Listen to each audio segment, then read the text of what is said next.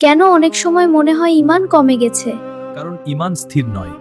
ভালো কাজ করলে তা বাড়ে, আর গুনাহ করলে তা দুর্বল হয়ে যায়। শায়েখ, কুরআনে কি ঈমান বাড়ার কথা বলা হয়েছে?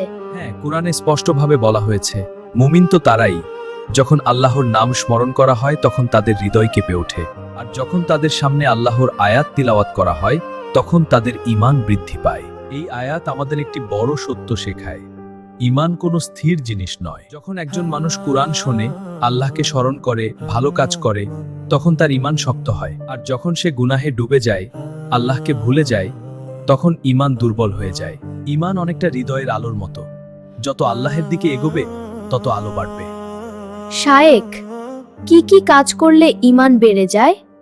ঈমান বাড়ানোর কিছু শক্তিশালী উপায় আছে। কুরআনের সাথে সম্পর্ক। কুরআন শুধু পড়ার বই নয়, এটা মানুষের হৃদয় বদলে দেওয়ার বই।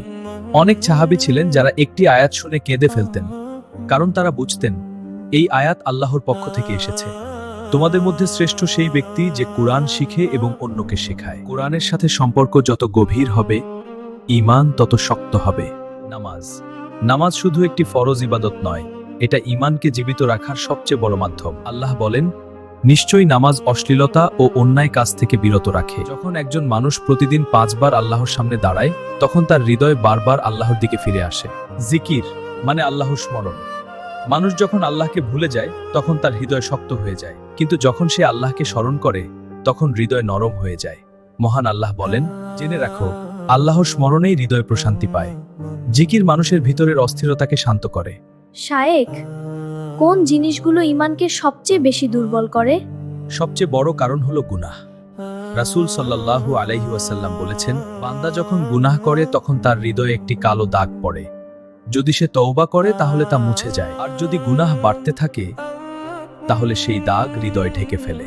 এ কারণেই কিছু মানুষ ধীরে ধীরে গুনাহকে স্বাভাবিক মনে করতে শুরু করে, কারণ তাদের হৃদয় অন্ধকার হয়ে যায়। শায়েখ, ঈমান শক্ত রাখার সবচেয়ে গুরুত্বপূর্ণ উপায় কি? দুটি জিনিস মানুষের ঈমানকে খুব শক্ত করে। এক, ভালো সঙ্গ। রাসূল সাল্লাল্লাহু আলাইহি ওয়াসাল্লাম বলেছেন, মানুষ তার বন্ধুর দিনের উপর থাকে। তাই তোমরা দেখো কাকে বন্ধু বানাচ্ছ। যদি তোমার বন্ধু নামাজ পড়ে, তাহলে তুমিও নামাজের দিকে আগাবে। আর যদি বন্ধু গুনাহে ডুবে থাকে, তাহলে ধীরে ধীরে তুমিও সেই পথে চলে যেতে পারো। 2, মৃত্যু স্মরণ। মৃত্যুর কথা মনে করলে মানুষের হৃদয় নরম হয়ে যায়। রাসূল বলেছেন, তোমরা বেশি বেশি স্মরণ করো সেই জিনিসকে যা সব আনন্দ শেষ করে দেয়, অর্থাৎ মৃত্যু। যে মানুষ মৃত্যু স্মরণ করে সে দুনিয়ার মোহে ডুবে যায় না। কখনো কখনো একজন মানুষ গভীর রাতে উঠে 2 রাকাত নামাজ পড়ে। সেই নীরব মুহূর্তে তার চোখ দিয়ে অশ্রু ঝরে। কেউ তাকে দেখে না, কিন্তু আল্লাহ দেখেন। সেই অশ্রুই একজন মানুষের ঈমানকে পাহাড়ের মতো শক্ত করে দিতে পারে। এসো বন্ধুরা, আমরা শুধু মুসলিম হয়ে জন্মেছি বলেই সন্তুষ্ট থাকব না।